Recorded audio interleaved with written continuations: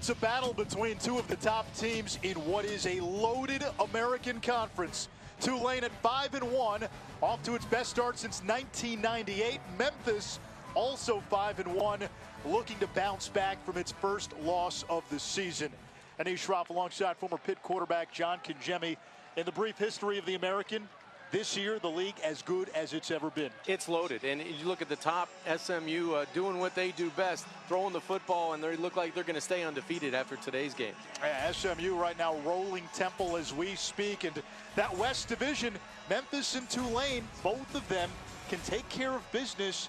They'll be in that conference championship game, everything in front of those two teams. And today's game, a showcase, John, for two of the best all-around backs in not just the conference, but the country. Well, it is. For Memphis, it's Gainwell, and for Tulane, it's Jones. I think Gainwell does such a good job in the open field. He has 4 straight 100-yard games, and he's elusive. He can make you miss, turn a 5-yarder into a 15 or 20-yarder. And then the super back, Amari Jones for Tulane, he lines up everywhere, at running back, at slot, at wide receiver. He's the playmaker in the offense for Willie Fritz that Mike Norvell, the head coach, has to worry about on his sideline. Mike Norvell told us he was worried about last week's loss to Temple, beating his team twice. There was a big replay reversal at the end of that game.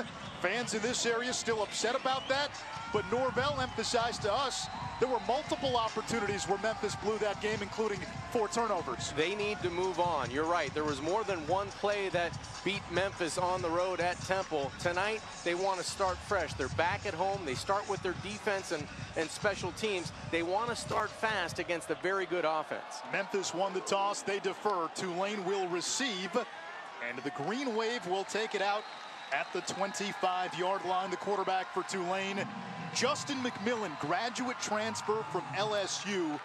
He took over as the starter midway through last year. 10-2 as a starter. He's a big reason this team is off to its best start since 1998. He only gets better with every game he plays. His accuracy is improving. Last week against UConn, a season high 231 yards. He has a quick release. He has great feet in the pocket. He'll tuck it down. He can really run with the football if that opportunity presents itself. But what I like about him, he's always competing. He's always trying to push the football down the field. Look for that tonight. McMillan moving the pocket, the southpaw, finding Darnell Mooney, his top receiver, who's now caught a pass in 26 straight. That moves the chains. It's a first down for Tulane, and the Green Wave today will be without Darius Bradwell, an 1,100-yard rusher a season ago, missing his second straight game with an ankle injury.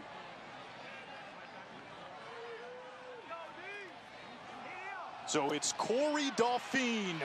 He has electric track star speed and a little oomph too, John. Nice finish on his own sideline to move the chains. You talked about that change of gear. I think he runs as fast as he needs to run to get away from Memphis defenders. Especially tonight, he'll have to be elusive because this defense can really run. He averaged 11 yards per carry entering play. McMillan on the keeper, breaks a tackle. Lots of running room. McMillan inside the 30. Back toward the sideline. First and goal, Tulane. A gain of 41. And his running ability is the wild card element in this offense. It's the difference between the offenses you'll see tonight. McMillan can really run on the perimeter. He looks like a running back or a wide receiver in the open field. He can make you miss or he can run past you. That's the quality that he possesses from the quarterback position. And now, Anish, inside the red zone, he's even a bigger threat to run the football. That was the longest run of his career. Empty set, Dauphine split wide. McMillan looking to run and devoured by Bryce Huff. When these two teams met last year, Tulane won big, but Huff was living in the backfield. You're right. He had 5 tackles for loss last year in this football game. He gets his first of the evening, a big play that on a defense that was looking to respond after that big run by McMillan.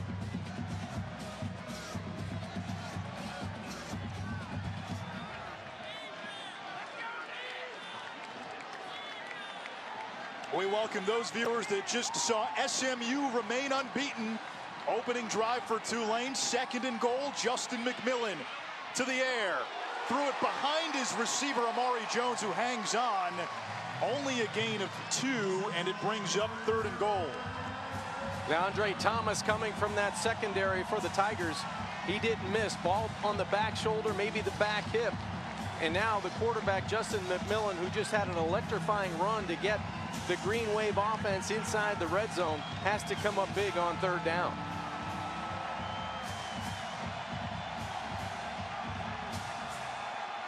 Stephon Hutterson in motion. Blitz off the edge. McMillan airmails one for Mooney. And he was out of bounds. It'll bring up 4th down. Merrick Glover, the newly minted scholarship kicker, will try a field goal. He was awarded a scholarship after last week's win against UConn. And Anish, remember last week against Temple on the road, this Memphis defense battled back from turnovers and forced field goals in the beginning of the game to keep their team in the game in the first half. A 31-yarder for Glover. Only 4 field goal attempts this season. And the kick is good. Merrick Glover, a former walk-on, now a scholarship kicker for Tulane. With former Pitt quarterback John Kangemi, I'm Anish Shroff. We're at the Liberty Bowl in Memphis, Tennessee. The city gets its name from the ancient Egyptian city, which sat on the mouth of the Nile Delta and was once the capital of the Old Kingdom. Tulane went down the field and settled for a field goal on its opening drive. Memphis will have its first possession. Sterling Stockwell to kick it off. Actually, that'll be Merrick Glover to kick it off. And Clay Brooks from his own end zone. Runs it out across the 20. Stumbles across the 30 and manages to get all the way to the 35-yard line. SMU's win keeps the Mustangs among the undefeated in college football. They are now 3-0 in league play, but Tulane still has a game against SMU. So does Memphis. Memphis, even with the 1 loss to Temple last week, if they take care of business, they can still get to the league championship game for a 3rd straight season. Both of these teams control their own destiny. And right now, most importantly, for quarterback Brady White to bounce back after a loss on the road, a tough loss where they turned the football over. Protect it, number 1, and just do your thing. Do the things that you're taught to do during the week on Saturday night. White threw for a career high in passing yards last week, and that is ruled incomplete. 2nd down as we look at impact players brought to you by Chick-fil-A. Well, for Memphis, first of all, the running back Kenny Gainwell is who you want to get the ball to. He's this year's version of Tony Pollard. And on the defensive side, it's Patrick Johnson, the defensive end. Strong hands, a very powerful rusher off the edge for the Green Wave. Tulane defensively has been outstanding, especially up front.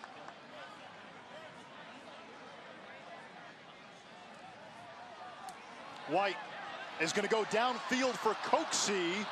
That's his top target, DeMonte Coxie, and it's 3rd down. And it's interesting. I had Memphis a week ago, and the Temple coaches said, if Memphis is going to beat us, it's got to be Brady White downfield with his arm. Tulane parroted that same sentiment. Yes, they did, and right away he had a chance to take advantage. It looked like Coxie had about a step and a half down the field on that go route. Those are the plays you need to take advantage of, especially trying to answer a score with a score of your own. Tulane crowding the box here on 3rd down. White again downfield, and it's incomplete, intended for Kadarian Jones, but there is a flag back at the 28. Charles Lamartina, the head referee today. And that was a late flag. This might go against the defense. Personal foul. Illegal hands to the face. Defense, number 28. 15-yard penalty, automatic. 1st down. There's a lot to like about Tulane this year. The biggest flaw has been penalties. It's one of the most penalized teams in the country. They're averaging 9 penalties for almost 80 to 85 yards a game. Most of them have been pre-snap. That one, not a good foul when you're getting off the field. White back to the air, too high and a little too hot, and we get a flag at the end of the play. P.J. Hall, maybe a late hit on Gibson.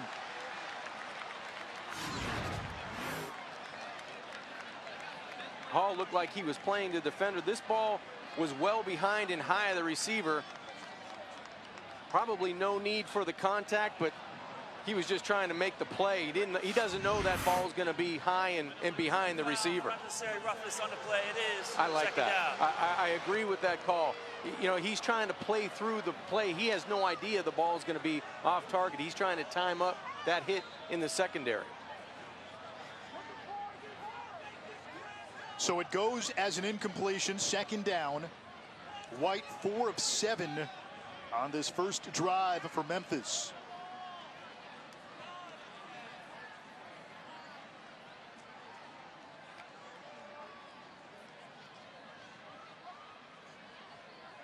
On the ground, Kylan Watkins lowers his shoulder to the 30, and it brings up 3rd and 2. You mentioned with Patrick Taylor out of the football game, a lot of the pressure goes to Gainwell. I think Watkins is going to have to step up. There needs to be a secondary runner for Memphis tonight, and Watkins just might be that guy. He's averaging over 6 yards every time he touches it on the ground. Patrick Taylor, their big bell cow, 1,100 yards rushing last year. He and Darrell Henderson formed quite the tandem. Watkins is tripped up in the backfield for a loss. Will Harper, the nickelback, making the play. And now it's 4th down for Mike Norvell's team. Make it 5 tackles for loss for Will Harper on the season. He just wants it more than the edge blocker. Magnifico, the tight end, the very good tight end for Memphis, misses the block to the wide side of the field, and that allowed Harper to get in the backfield. Now Memphis has a terrific kicker in Riley Patterson, but they line up to go for it. They've already converted once on 4th down on this drive.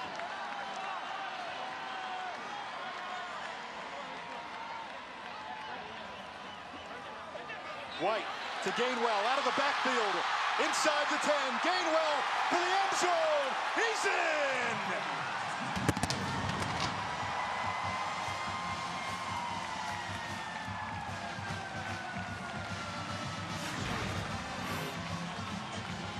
Man coverage, beaters, you get wheel routes, you get slants and goes, you get picks, you get rubs.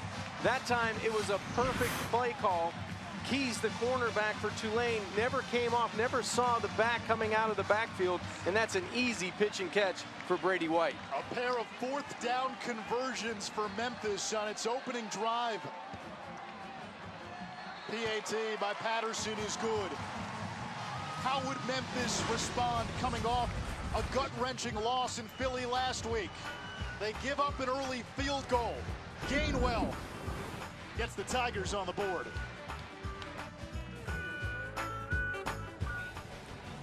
Jemmy, you don't want to pet Tom the Tiger? It's not me that's lifting that. No, I'm not going to pet the Tiger today. He loves pepper. I assume he hates cinnamon.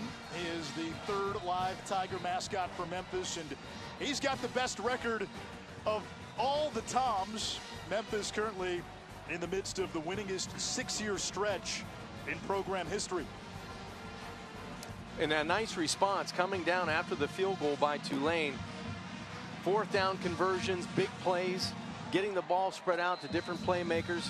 That's what they need to do on offense, and it's a good response, shaking off last week's loss, coming right back after an explosive offense, and Tulane puts up a field goal. You answer with a touchdown. Amari Jones, Stefan Hutterson deep.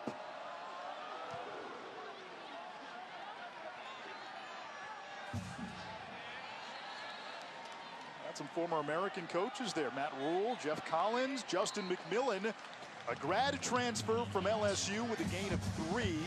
He's the quarterback for Tulane. Spent 3 seasons at LSU, left Baton Rouge with his degree, only played in 2 games for the Tigers, and didn't get to Tulane until less than a week before the start of last season. Go from almost an empty look, and now from under center, McMillan will throw. It's intercepted. Picked off by Austin Hall.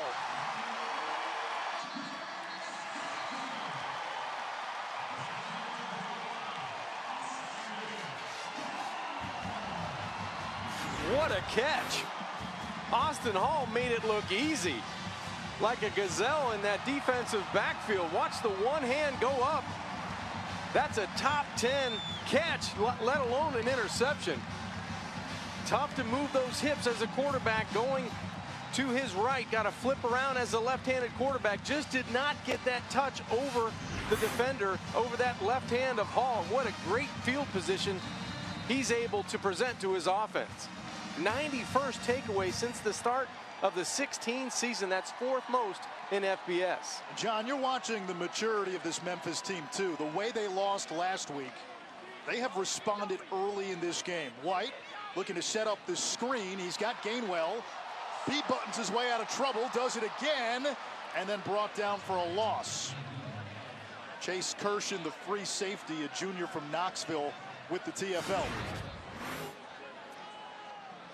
One spin I'm into, that's great. The second one got him into a better spot. But the third one, you can't do that as fast as Gainwell is against this team, this defensive speed of Tulane. Yeah, this isn't Yazoo City anymore. That's right.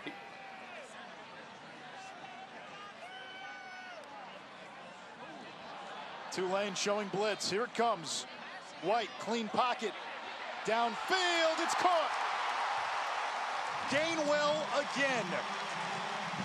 Leading the conference in all-purpose yards, and Mike Norvell told us last week, if you just turned him into a wide receiver, he'll probably be the best wideout on this team. He's the most gifted athlete that head coach Mike Norvell has been around in his time as a coach. That's saying something. And right now, Gainwell playing in the slot with Watkins in the backfield. I would throw the back shoulder short side right here. Instead, it's Watkins. Pursued by Moody. And Marvin Moody making the tackle back at the 20, a loss of about 4. Team speed on defense. This Tulane team can really run sideline to sideline. So I think Memphis, they're usually the fastest team on the field. On offense, on defense, they have guys that are have that track elite speed. I think they get it matched tonight by Tulane's defense. And John, a lot of what Memphis does is on the perimeter. That's right. A lot of RPO, a lot of play action. It's going to be difficult to execute. Man coverage down here, you have to be able to be sharp throwing the football. Gainwell breaks the initial tackle. Wrestled down by Kirshen, and you got a glimpse of that great change of direction by Kenny Gainwell. He can really get to his top gear in about 3 steps. So that's the thing you get with Gainwell. And he takes some pressure off of the passing game. Normally you'd like to throw it there on 2nd and long, but you can afford to hand him the football because usually he's going to fall forward. He's not a big guy, but he's got that elite quickness and vision to fall forward. 3rd down, ball on the 11-yard line.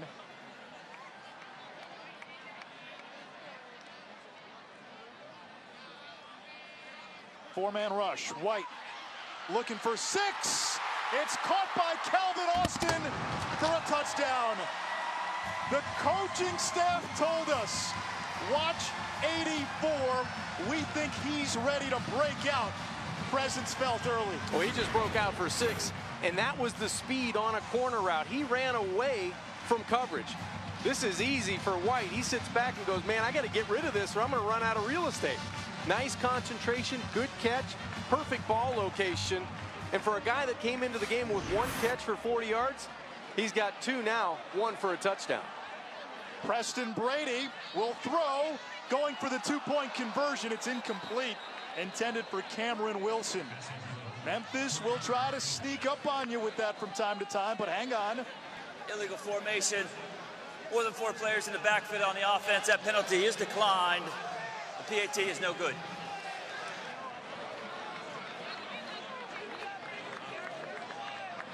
Points off turnovers. It's the key to every game, isn't it? It really is. Anytime you can get a defensive turnover where Austin Hall makes a one-handed grab, turns it over with perfect field position for his offense, and then Brady Wright does the rest. Austin in the end zone. It's 13-3. Calvin Austin, an all-conference track star, with a touchdown grab for Memphis. The 2-point conversion attempt, no good. And the Tigers lead Tulane 13-3. Tulane beat Memphis in New Orleans last year. The Green Wave last won at the Liberty Bowl back in 1998. In fact, they won there twice that season. They beat Memphis in the regular season and then capped a perfect season with a win against BYU in the Liberty Bowl. Well, I think this is going to be a back and forth contest, and I'm sure Tulane's going to have an answer offensively. Green Wave will take it out at the 25. Justin McMillan back out for Tulane. Second season as the starter, 10-2 as a starting quarterback, and one of those losses was on the road at Auburn earlier this year. Throwing on first down, it's brought in by Jalen McCleskey, the graduate transfer from Oklahoma State, now playing for his dad, JJ, who's the quarterback's coach for Tulane. And this is a guy that is explosive on the outside. He was slowed by a hamstring injury this summer. Kind of getting back into form. He's very close to 100% tonight.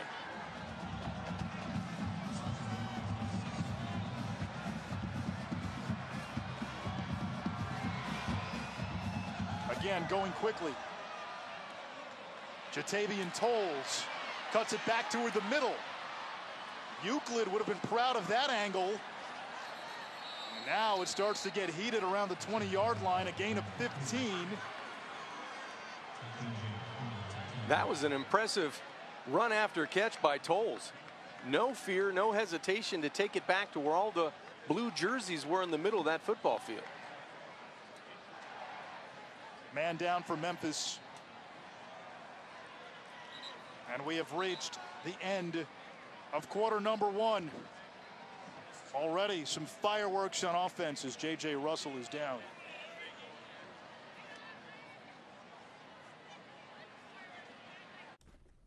How did that happen? Do I want to save money? Do you even have to ask? Oh! I can't believe how easy this is. This is amazing. What?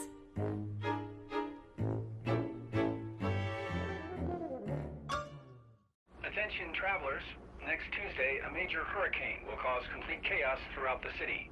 Stand clear of the closing doors, please. Disasters don't plan ahead. You can. Talk to your loved ones about how you're going to be ready in an emergency. They gave me Vicodin after my knee surgery. They kept prescribing it, so I kept taking it. I didn't know it would be this addictive. I didn't know how far I'd go to get more.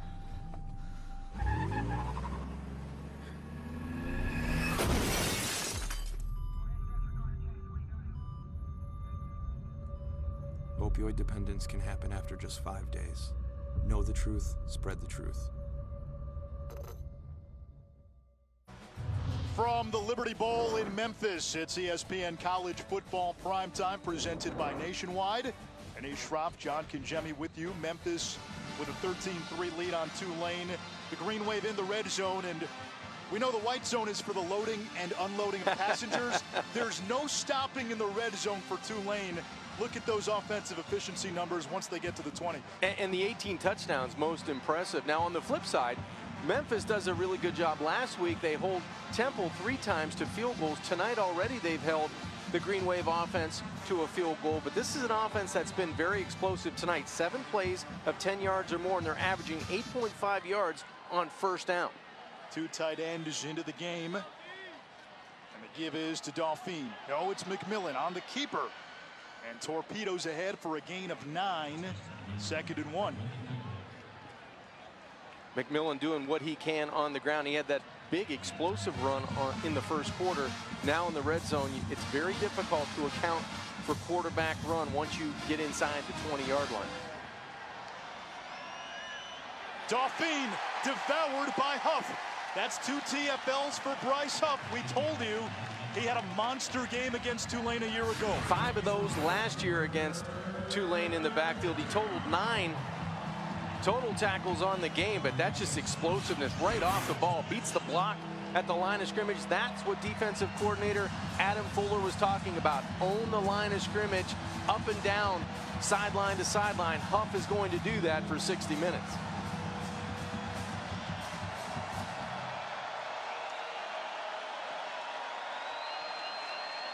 McMillan rolling out, finds Mooney.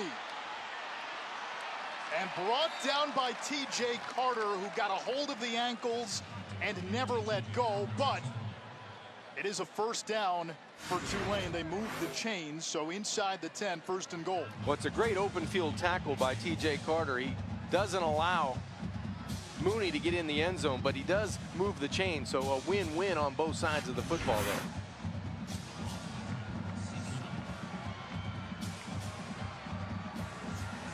Hutterson into the game. Quarterback run game becomes a bigger factor now inside of the 10. McMillan gets a great block from Hutterson, and McMillan scores. Hutterson's in there a lot for pass protection, that time as a run blocker. You called it perfectly, partner. A terrific block by Hutterson. He leads the way for McMillan. That's 7 touchdowns on the ground on the season for Justin McMillan, and what an answer by this Tulane offense. They come right down and score a touchdown behind the throwing and running of Justin McMillan.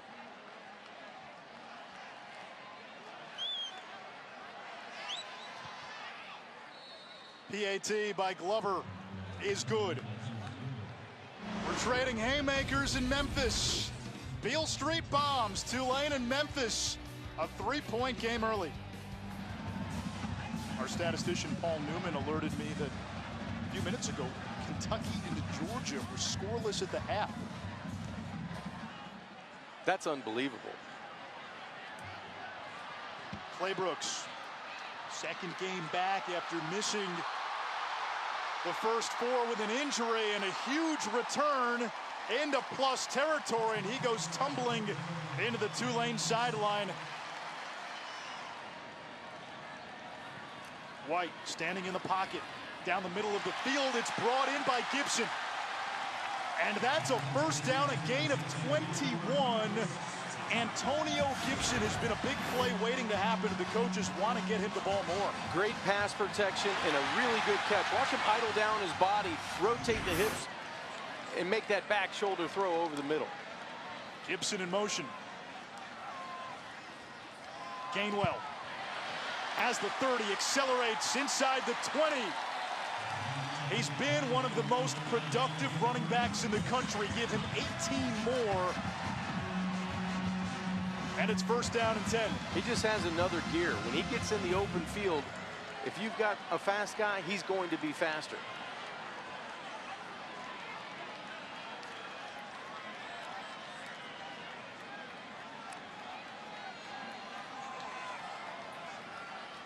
Gainwell once more. Drags the tackler forward. It was Patrick Johnson, a gain of 2. Kenneth Gainwell, a redshirt freshman. And the reason he was redshirted last year was because of the running back depth. You had a healthy Patrick Taylor. Darrell Henderson almost ran for 2,000 yards. And Tony Pollard was there as well. And Gainwell's job was to shadow Pollard, who was really the do-everything back. Kick returner, receiver, running back. Now playing on Sundays. White will throw. He's got Gibson. Flag down. Gibson into the end zone.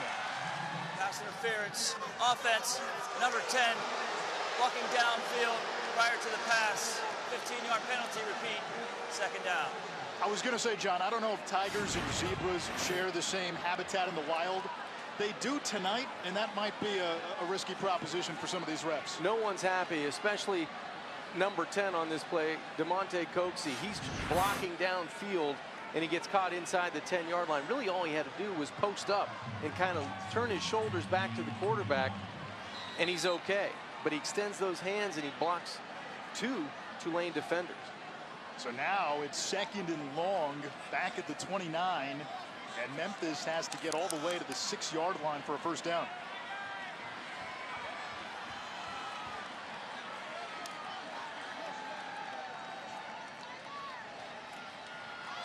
Speed option. There's the pitch, and not much. Kirshen right there, but a little second effort that time. A little burst at the end by Gainwell, and a short gain turns into a pickup of 6. It's third down. Now Gainwell's only 5'11", 190 pounds. But watch the second and third effort and the strength. There's 3 defenders there on the boundary. He keeps going for another 4 or 5 yards. White downfield wants Magnifico. He brings it in. It's a catch. They may look at this. Out of bounds at the 1-yard line. And with that catch, Magnifico becomes just the second tight end in school history with 1,000 yards receiving. Great body control. We saw it earlier from Gibson over the middle. This time, Magnifico on the sideline uses that body, gets that right foot inside the 2-yard line. And what a throw. That's a back shoulder, throw me open kind of throw from Brady White. And John, that is indisputable. That is a catch. Yeah, I think we got a lot more clapping on that one than boos from this hometown crowd. There's the pitch, and a touchdown by Magnifico. Misdirection and a shovel pass, beautifully designed and executed. That is a great call by head coach Mike Norvell. Memphis was able to overcome penalties, get out of their own way, and just a shovel pass, perfect execution. Everybody gets a hat on, a hat up front, and Magnifico waltzes into the end zone for 6.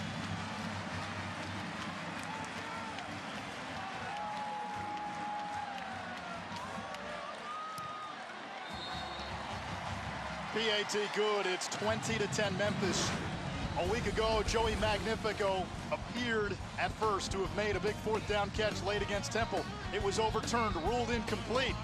Little redemption for the senior tight end. A big catch to set up a scoring chance, and then he finishes.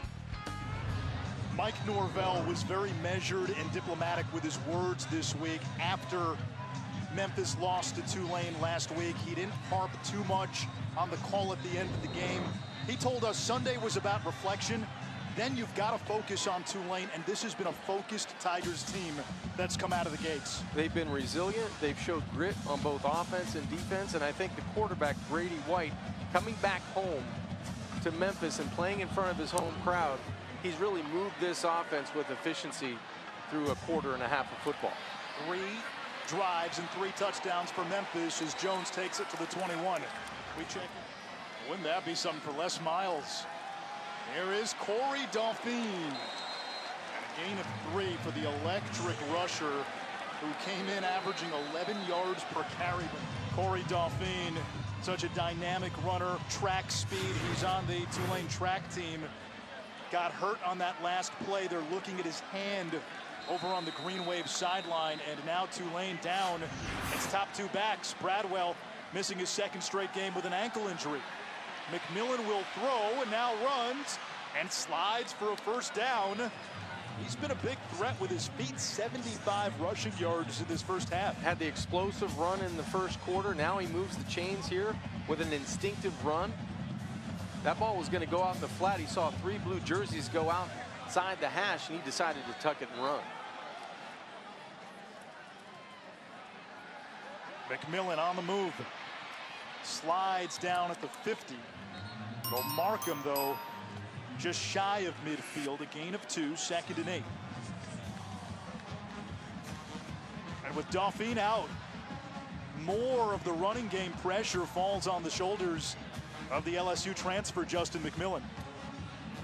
And you might want to lean on Amari Jones. They do everything, the super back for Tulane. He's been quiet today. There he is in motion. And Bryce Huff, oh no, it's going the other way. And McMillan is taken down at midfield. Huff was all over Jones, who was the decoy. McMillan stopped at midfield. It's 3rd down. Anish, you weren't the only one looking in the backfield. I was looking there too. I saw 11, and that's a great job of pulling the football by Justin McMillan, who took a pretty good shot from the secondary. Now you've got 3rd and medium, and the crowd's starting to get into it.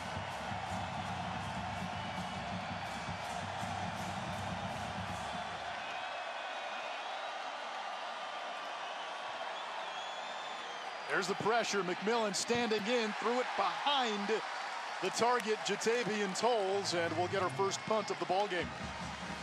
You talked about pressure. Dorcius, Wilson, there was a bunch of blue jerseys in the face of Justin McMillan on that 3rd and 7 attempt. Good pressure from right up the middle. Dorcius, a little contact, no call by the official. Ryan Wright will punt. Took over as the starting punter last year. Fair catch signaled by Austin, who makes it at the 10. Corner blitz. Throwing to the sideline. Wow, and there was a lot of contact before that football got there. And the catch is made by Coxie. He was locked up with Macon Clark, who had a pick 6 last week. Concentration catch right in front of the Memphis bench. There's the contact I was talking about. And he gets the right hand underneath the football. What a catch by Coxie. I mean, this is pure pass interference. No penalty. That must have felt good for the Memphis fans, right? So it's a first down reception by the reliable Coxie.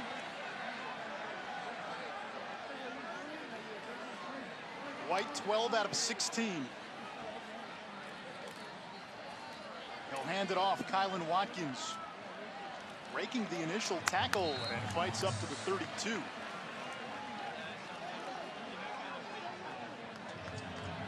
Whenever Patrick Taylor is healthy enough to rejoin this Memphis offense, boy, that is just another element, because as good as Gainwell and Watkins are and can be, that smash mouth element that Taylor brings to the table, he's just different. Yeah.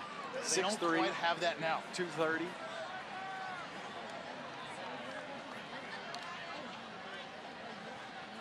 On second down, White to the air. And another first down catch. It's Coxie again.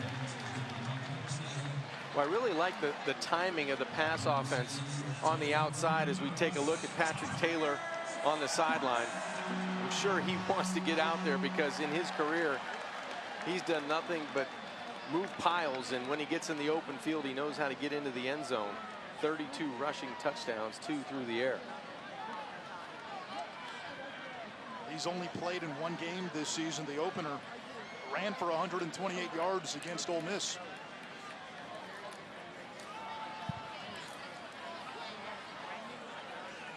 Good push by that Memphis front for Watkins. And 5 more yards on the ground for Memphis. Tiger offense, John, that will try to find any and every excuse to run the ball. And with 3:32 and counting as we get closer to halftime, and Memphis with a 10-point lead, they're okay with kind of going down, not traditionally the way they like to do it, with explosive plays and being able to get a score before halftime, because they're going to get the opening kickoff back in the third quarter. They want to be able to take some time off the clock, get points, keep that Tulane offense on the sidelines. Little misdirection. Gainwell plunges forward for a first down. Wow. He does not give up. We've seen it 3 or 4 times tonight, whether it's Gainwell or Watkins. These guys will not go down with first contact. Yards after first contact have been really key for both of these guys in moving the chains on the ground. 50 yards rushing, 66 receiving for Gainwell. Last week he was oh so close to having the first 100-100 game in college football. White tried to shovel it ahead to Watkins. It's incomplete. Now that's a spot where maybe that clock should have been going a little faster, and the coaches talked to us about that, where Brady White sometimes needs to concede the play. He felt like he could step up into the pocket and elude that edge pressure. And you're right, Coach Norvell talked to us about that yesterday. At some point, you've got to call play dead, maybe take a sack, throw it away, live to play on second down. He was close. He felt like he could elude that pressure, step up and still make a play. That's a decision that's happening in real time. That's tough. There's the blitz. That's Gibson. And it's third down. Brady White began his career at Arizona State, recruited by Mike Norvell out of high school. Big-time high school quarterback. In fact, he was rated higher than Drew Lock, Jake Browning, Joe Burrow, and Sam Darnold coming out of high school. Darnold starting on Monday Night Football this week. I was just going to say, some of those guys are playing big-time games this week. This is going to be down. Man coverage, maybe man free. Again, the blitz. White sends it downfield. It's caught for a touchdown. Calvin Austin, the track star, burning the defense for a second time.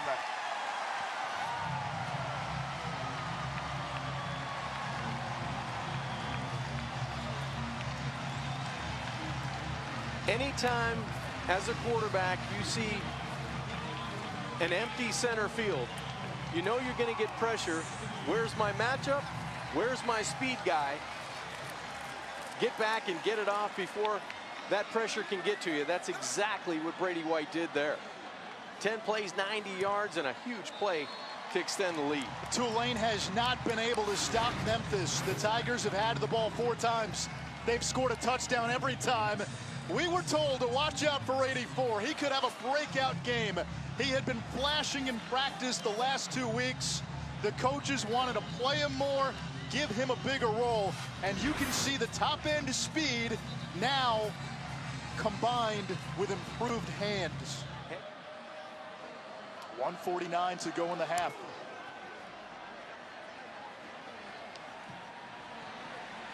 Jones will run this out. Took a big hit as he crosses the 20.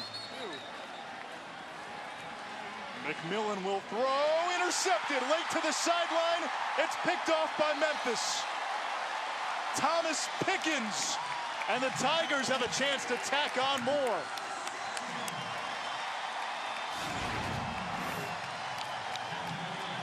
All Pickens does is drop back to the wide side of the field, get underneath the out route, and I don't think this football came out exactly the way Justin McMillan had thrown it all evening long.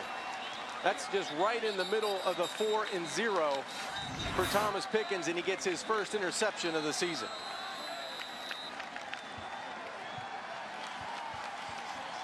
And John, you talk about a pendulum shift here. Memphis just scored. They get it back. They get the ball to start the third quarter. They got a chance to put this game away right here.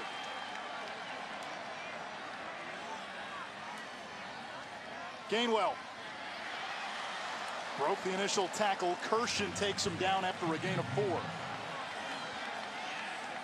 that was a touchdown-saving tackle by Kirshen, because that speed and elusiveness of Gainwell was heading to the end zone. Memphis has all 3 timeouts. You get a stop here, you may want to take one if you're Tulane. Just maybe get the football back. I think if you're Tulane, if you walk away and give up 3 here, that is a minor victory. You have to make Memphis settle for a field goal opportunity. Tigers running a little bit of clock. They'll keep it on the ground again. And how about the power running of Memphis all the way down to the 2-yard line? It's Gainwell. The balance of running and passing tonight from the Tigers on offense has really kept Tulane in that aggressive defense off balance. You get Gainwell and Watkins coming at you, and then you have the consistency of Brady White down the field. It's tough to defend. They got big old Dorcius in there to block. Gainwell will take the direct snap. Behind the D lineman, turn fullback. Gainwell into the end zone.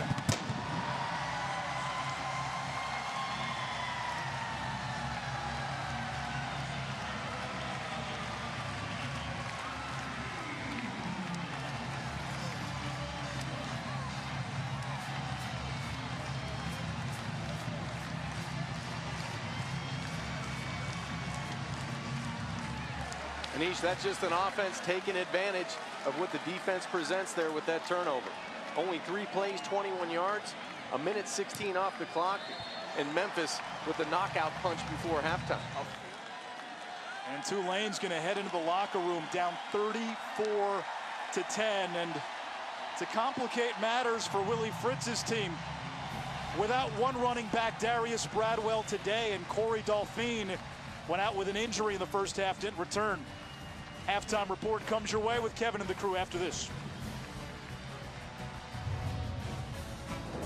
It's been a Beale Street beat down for 30 minutes. Memphis coming off its first loss of the season with a 34-10 halftime lead on Tulane. These are a couple of 5-1 teams entering the game. And Schroff, John Kangemi, Memphis head coach Mike Norvell told me last week his team is yet to play a complete game.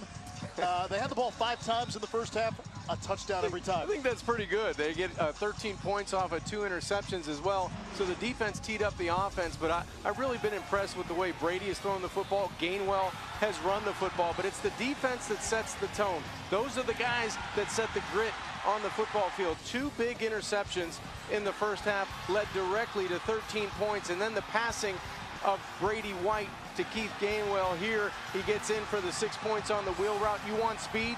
They've got speed. Calvin Austin goes the distance here. He's a track guy on the outside. So everything that head coach Mike Norvell talked about last week, turning those negatives into positive, they've done that. They've got points off of turnovers. They've been perfect in the red zone, and their starting position has been close to the 50-yard line. And they'll get the ball to begin the third quarter.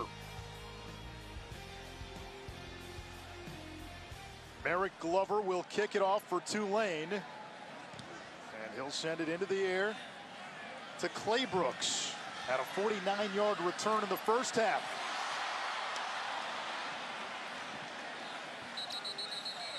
Memphis will start at the 25-yard line.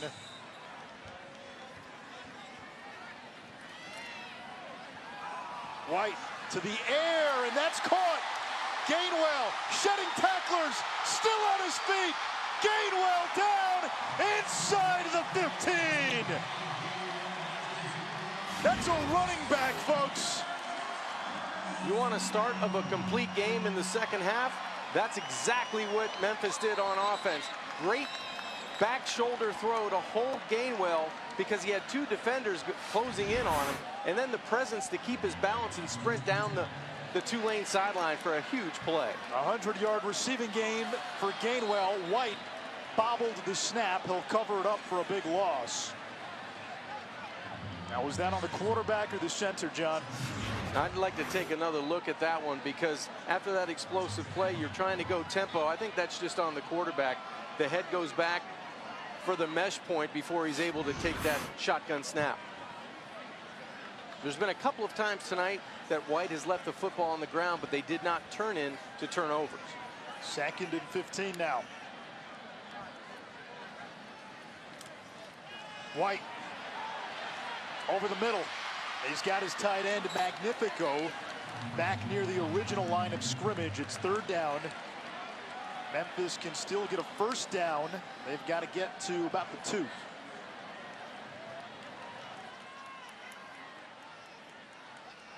Third down after the timeout. Low snap. White recovers, throws on the run, incomplete. And Patterson will come on for a field goal. It's the first time today Memphis will close a drive without a touchdown. And that's a stop when you needed it for Tulane in this defense. Great coverage on 3rd and long brings on that field goal opportunity.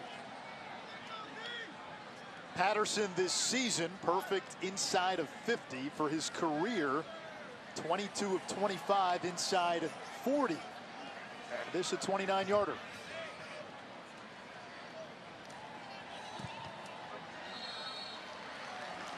Field goal is good. Memphis has still scored on every drive. Look at the West Division. If Memphis, despite the loss, wins out, I don't like to say control your own destiny because destiny is predetermined, but in sports parlance, they control their own destiny. I'm with you. SMU in the driver's seat. Tulane at 2-0, but a long road ahead in the second half of this one.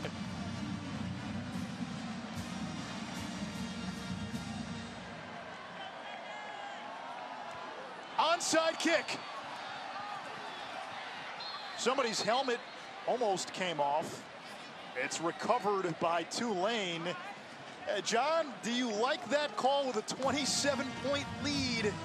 Not really, but hey, I'm not going to argue with a head coach that feels like his defense can do anything right now. They try to win on special teams with a 37-10 lead, but what they've done, they may have given the offense of the Green Wave excellent field position and let Justin McMillan say, hey, we're still out here. You know, we can score points with the best of them. Yeah, did you open the door? Did you give Tulane a little momentum? Willie Langham recovered that kick, and the Green Wave have it just inside midfield. Cameron Carroll on first down. We check in with Kevin.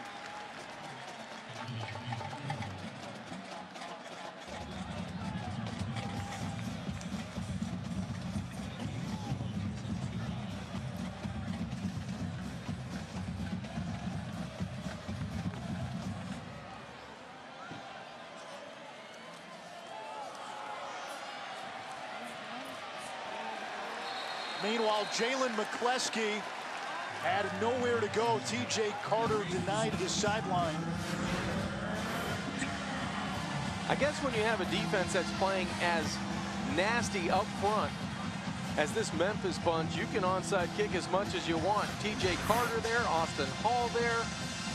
Third down has been a friend for this defense so far tonight. Last week, this defense, I thought, did a great job defending a short field for pretty much 3/4 of the game. Here's the blitz.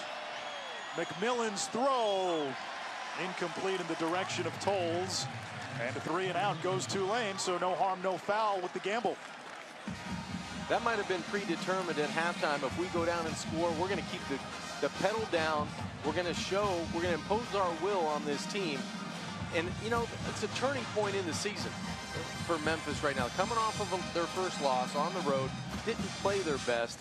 If they're going to challenge teams like SMU, they're going to have to play aggressive for 4 quarters.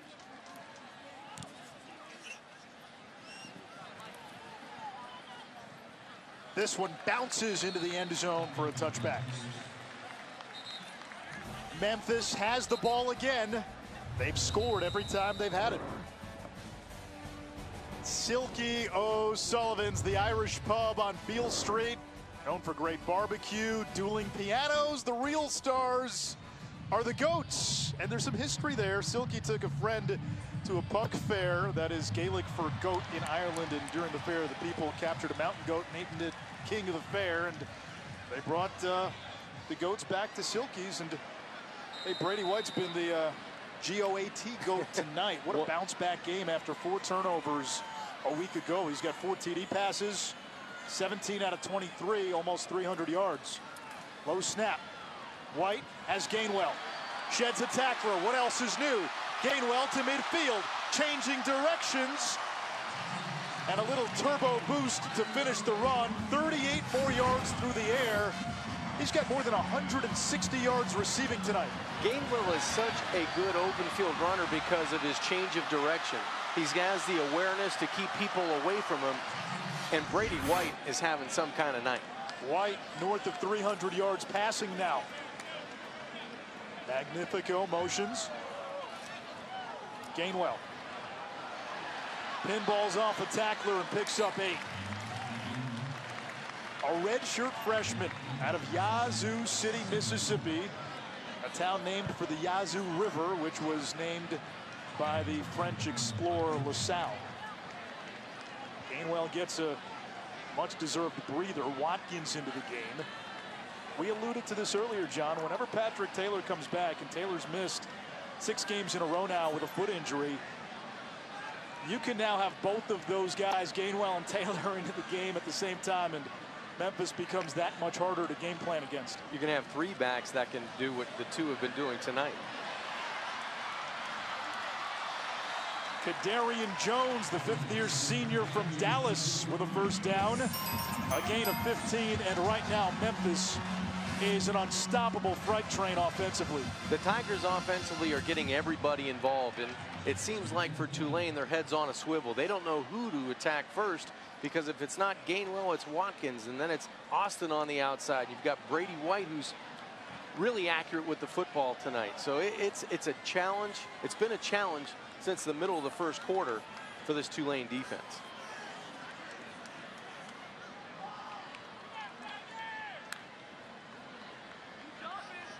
Low snap again. White will keep it, brought down from behind by Carlos Hatcher.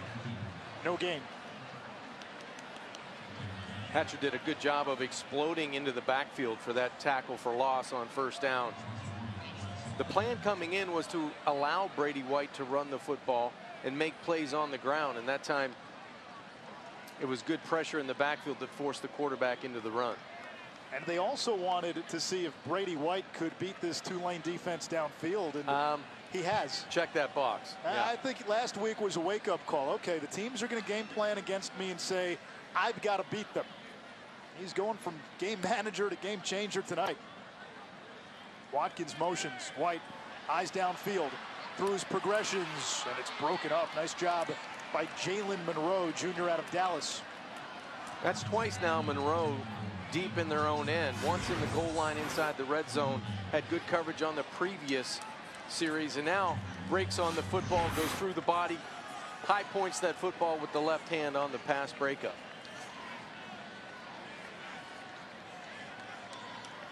Gainwell re-entering on third down.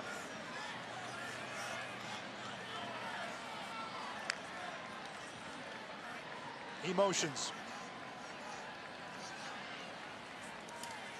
It comes to Gainwell. Fourth down coming up, and still John, the initial tackler, can't seem to bring number 19 down. You know, it's funny. He's so powerful for his size at 5'11", 190 pounds. I've been impressed not only with his catching ability and obviously his vision when he runs, but it's the yards after contact when he's in the open field or in between the tackles that he keeps moving piles forward. He never really gets thrown back for a loss. Field goal attempt for Patterson, a 34-yarder.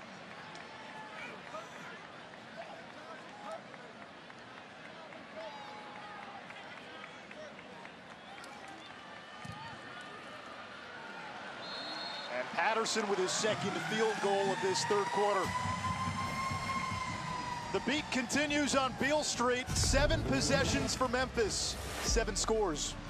2 coaches that will have their names out and about once the coaching carousel really starts to spin next month. And in the offseason, Willie Fritz has gotten Tulane back on the map. Best start since 1998. Mike Norvell has Memphis seeking a 3rd straight trip to the American Conference Championship game.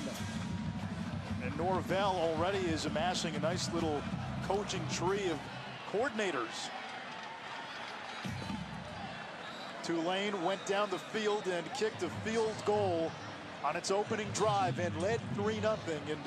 And we were going back and forth early. We thought this was going to be a game with haymakers back and forth, you know, Gotti Ward type of deal. It felt like and that. It turned out to be Tyson Spinks. Yeah, and you know what? Give credit to Memphis on offense. They really had answers tonight for the big plays down the field, and defensively they've been able to affect the way McMillan has reacted in the pocket with pressure. TJ Carter on the corner blitz. It worked.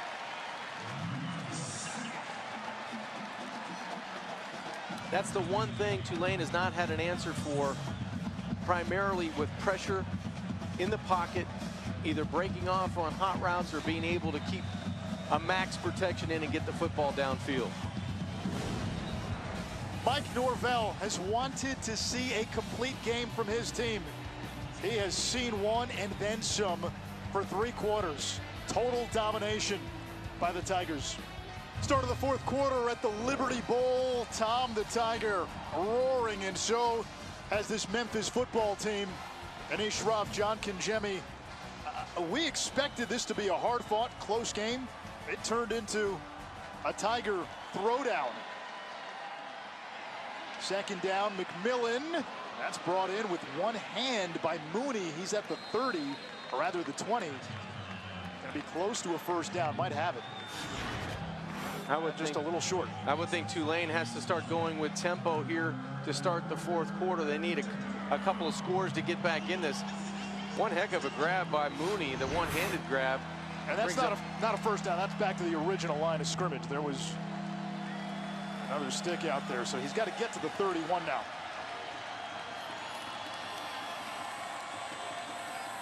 Little twist by Memphis. McMillan on the run. Wants blockers. Lowers the shoulder, and that's a dangerous hit to take with a 30-point game, but he does pick up a first down. You can tell at this point in the game that McMillan's a little frustrated. You mentioned Dauphine's out of the football game. The playmaker, Amari Jones, hasn't been what we thought he was going to be tonight, and so he eludes pressure. He's able to direct his blocking downfield and move the chains there on 3rd and long.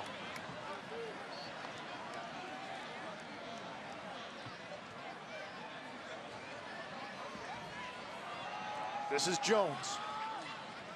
Spun down after a gain of 3.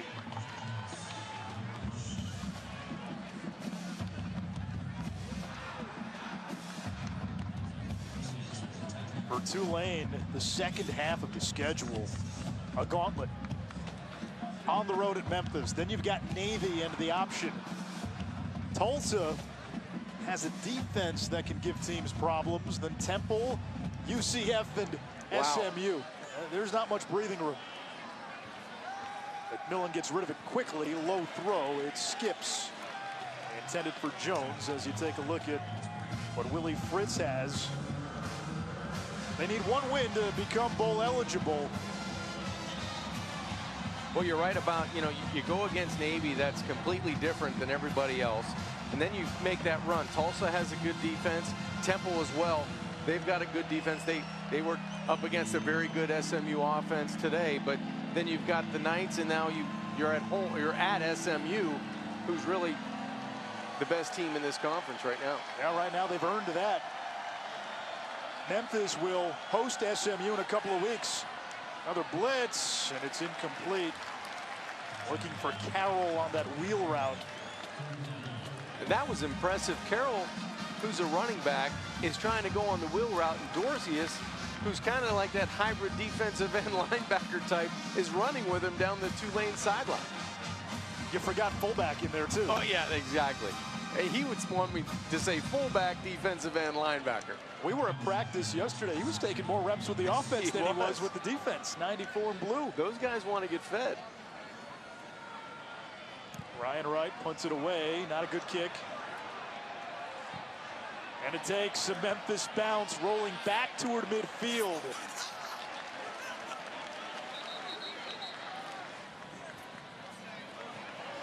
On first down, it's Kenny Gainwell on the ground.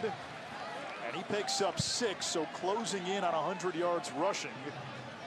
2 teams in the American ranked in the top 25 this week. 4 others receiving votes. And for Tulane, they have not been ranked since the final poll of the 1998 season when they went undefeated, finished 7th. Had they won today, they would have been ranked. Yeah. But that's not going to happen now. Well, you can see Memphis trending in the other direction. If this score holds and the way they've been dominant today, taking that loss, and now they go to Wildcat here in the 4th quarter. Gainwell. And it looks like he may have picked up just enough to get to 100 yards rushing.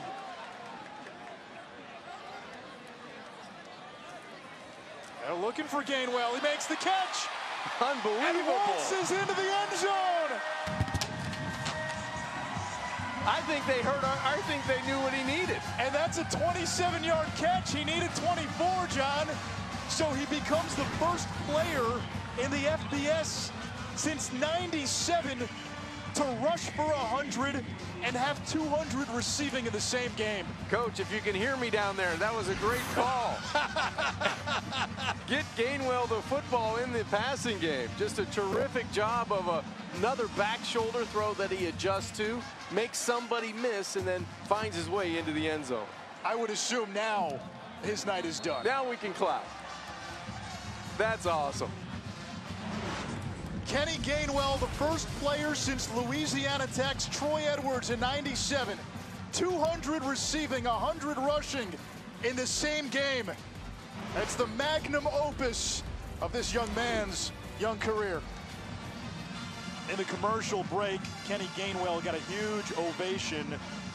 We told you going away, first player in the FBS since '97 with 100 yards rushing and 200 receiving in the same game. Troy Edwards did it for Louisiana Tech. He now has 5 consecutive 100-yard rushing games. That's a school record. It also breaks D'Angelo Williams' freshman record for most 100-yard games in a season, and he still has another 5 games to play. Just an outstanding night for a young man that leads the AAC in all-purpose yards. Tonight, what do you have, 307 in all-purpose yards, and he did it in a variety of ways. Not only did he catch the football terrifically as a wide receiver, but out of the backfield he did it as well on a wheel route to start the scoring for Memphis. So he got yards between the tackles. Here he's tough yards in the red zone. On the ground, 104 yards on 18 carries. Through the air, 9 receptions for 203. Just an amazing evening for Gainwell. Mike Norvell told us he's the most naturally gifted athlete that Norvell has been around, and as much as that sounds like hyperbole, it almost feels like an undersell now. Carroll brings it out to the 20, and that is one Texas cannot lose. No. You can't lose to Kansas. That's At home. That's what cost Charlie Strong his job a few years ago. McMillan out across the 30-yard line. He's got an outside shot at a 100-yard game, up to about 90 now. Well, even though the score is not reflecting the quarterback play of Justin McMillan, I really like what he brings to the table in terms of his ability to escape, his ability to run away from guys, throw on time outside. I think the pressure, he didn't have a whole heck of a lot of help up front from that offensive line today. Floats this one downfield to Jacob Robertson. And we're going to get a late hit on Memphis, a flag at the end of the play. 5th catch of the season for Robertson. After the play was over, dead ball, personal foul, late hit out of bounds, defense number 40. 15-yard penalty added to the end of the run, automatic first down. Thomas Pickens, the late hit. Yeah, the really just a heck of just a little bit of a shove. It might have been the hit by Claybrooks. Really, I think it was just a push in the back. That's the hit, the second man in for Memphis. That should have been the personal foul. Yeah, it should have been on Claybrooks. They call it on Pickens. 1st and 10 at the 32. Tulane has played most of the game without Corey Dolphine and all of the game without Darius Bradwell, their top 2 running backs. McMillan looking for 6, low throw. Mooney hangs on for a touchdown.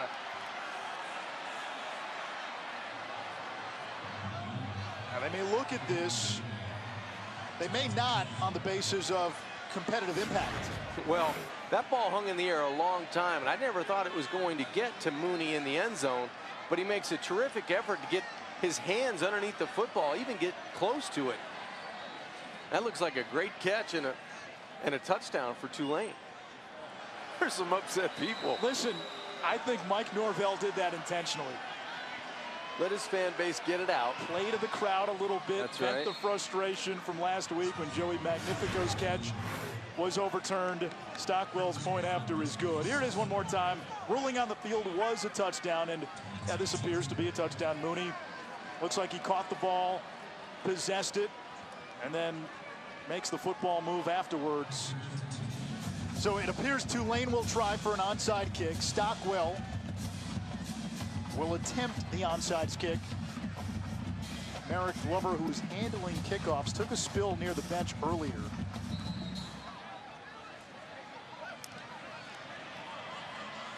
Antonio Gibson to the 21.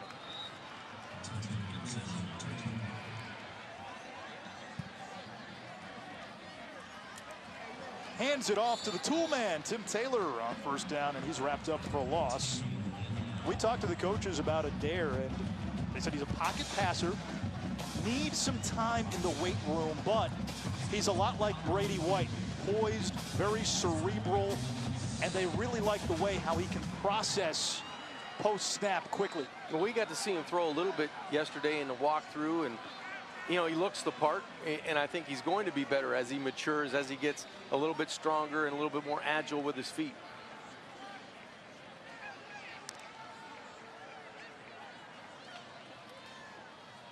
Taylor And it'll bring up 3rd and 8.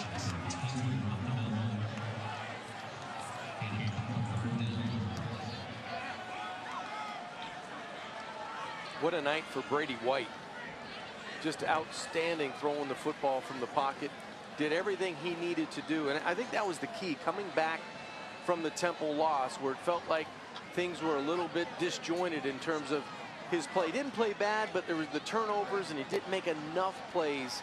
You know, it was the plays that, you know, the interception or the fumbles or the exchange on the zone reads that he came back from. 21 of 29 for 358 and 5 touchdowns. He made it count down the field.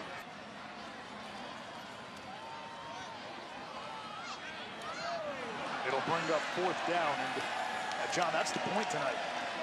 Memphis with a convincing win, and this isn't UConn. This isn't a bottom feeder. This isn't East Carolina, a rebuilding team.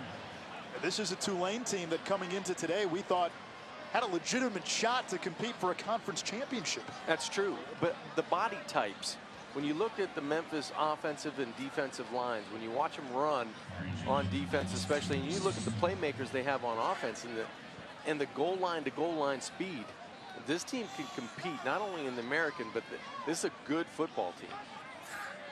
They opened the season with a win against Ole Miss. Adam Williams' punt skips at the 40, takes a Memphis bounce. Almost every bounce has gone the way of the Tigers tonight. And this one dies inside the 10 at the 6-yard line. A 76-yard punt. Memphis might have been 6 feet under last week. They got their feet 10 feet off of Beal tonight. Keon Howard, the new quarterback for Tulane. Howard will keep.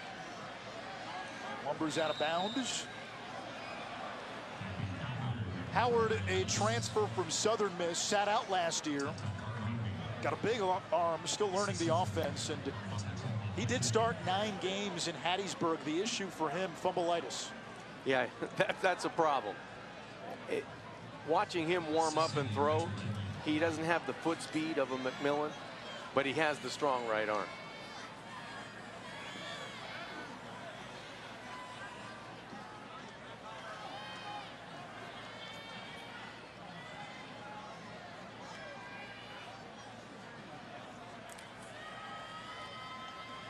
Howard off his back foot. And nobody's going to catch this. He wanted Ledee. Memphis less than 90 seconds of game time from bowl eligibility. Justin Fuente got this thing going. Mike Norvell has built on it. And the Tigers in the midst of their high renaissance. This is the winningest 6-year stretch in school history. And it all started in 2014. They've been to 5 straight bowl games, and they went from being a doormat in all of college football to now one of the elite group of 5 programs in the country. Just think about it. 4 short years ago, when Norvell takes over, he's going to go to 32 in 15. That's something here at Memphis. You know, and you have a coach like that with all the loss he had on the staff, and you know, replacing guys and getting terminology and getting schemes. That credit goes to that head coach of being organized enough to say, this is the way I want to do it. I need to surround myself with people that have the same belief and philosophy that I do. And now we have to go and teach the offense, defense, and special teams. And so far, so good. And don't sleep on Tulane the rest of the way either. Willie Fritz has this program on the upswing as they punt it away. Fair catch called for. Austin lets it bounce. Tulane still needs 1 win to become bowl eligible for a 2nd straight season, and they have not been to back-to-back bowl games since 1979, 1980. Memphis bowl eligible with a win tonight at home against Tulane. And if they take care of business, they don't need any help to win the West Division and play in a 3rd straight conference championship game. They've got Tulsa coming up, but in 2 weeks, it could be fun here at the Liberty Bowl when SMU comes to town, and a battle that could decide the West Division.